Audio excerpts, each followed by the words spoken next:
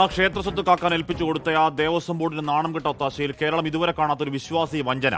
മാരകമായ മാഫിയ റോബറിയിൽ ഡക്കോയിറ്റിയിൽ പ്രതിചേർക്കപ്പെട്ട ആവർത്തനവാദങ്ങളിലും ജാമ്യം നിഷേധിക്കപ്പെട്ട അകത്തു കിടന്ന പത്മകുമാറിനെതിരെ എന്തുകൊണ്ട് പേരിന് പോലും ഒരു നടപടിയില്ല?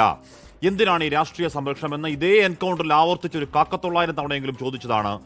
ഏതോ കുറ്റപത്രം വരട്ടെ, അപ്പോഴല്ലേ കുറ്റമെന്തെന്ന് അറിയൂ, അല്ലെങ്കിലും അകത്ത് കിടന്നാൽ പുറത്തങ്ങനെ പ്രവർത്തിക്കും എന്നിങ്ങനെ ആർക്കും ദഹിക്കാത്ത ന്യായവാദങ്ങളായിരുന്നു ഓരോ തവണയും. ജനത്തെ ലോജിക്കില്ലാത്ത കളിയാക്കിയ വിദണ്ഡവാദങ്ങൾക്കടക്കം ജനമുഖമടച്ച് ആഞ്ഞുകൊടുത്ത പ്രഹരമാണ് കോട്ടകളടക്കം പൊളിഞ്ഞ് UDF-ന്റെ 100 കടന്ന അധികാരവാഴ്ച. SIT ആദ്യം ചീറ്റപ്പുലുകളെ പോലെ പാഞ്ഞ അറസ്റ്റും റെയ്ഡും, പിന്നെ ദിക്കറിയാതെ ഉച്ചയുടെയും വേഗതയിൽ സ്വാഭാവിക ജാമ്യം. ഓരോ പ്രതികൾ പുറത്തേക്ക് പോയി, അന്വേഷണം അലഞ്ഞസ്തമിച്ചോ എന്ന വിശ്വാസി ആശങ്കയുടെ ഒത്ത മധ്യത്തിലെ ദുരൂഹമായ വക്കീൽ നിയമനം, അധികാരത്തിന്റെ മാൻഡേറ്റ് കൊടുത്ത ജനത്തിന്റെ നേർക്ക് വിശ്വാസികളുടെ മുഖത്തേക്ക് നീട്ടിത്തുപ്പലാണ്. കാപട്യം, ഡബിൾ ഗെയിം, ലക്ഷണം തികഞ്ഞ വഞ്ചന. ആ ഭണ്ഡാരിയുടെ പേരൊക്കെ പിക്ചർ വരുന്നത് പിന്നെയാണ്.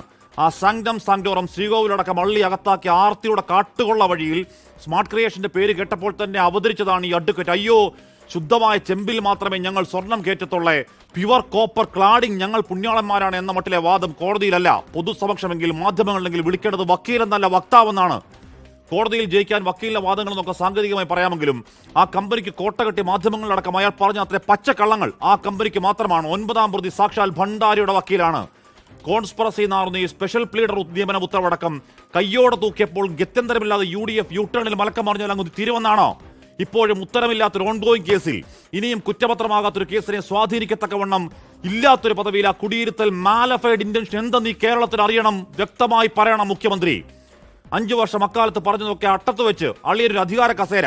PMCയിൽ ഇപ്പൊ ചോദിച്ച RSS ഇല്ല, ഗോൾവാൾക്കറുമില്ല, നിലപാട് വിഴുങ്ങിയ തത്താപുത്ത വിളിച്ച മുദ്രാവാക്യങ്ങൾ, പാടിയ പാരടി അടക്കം വോട്ട് തട്ടാൽ ഉടായ്പെങ്കിൽ ആ വിശ്വാസി നെഞ്ചിൽ കൈവച്ച് പറയുന്നു, അയ്യപ്പനോട് കളിക്കല്ലേ കോൺഗ്രസേ.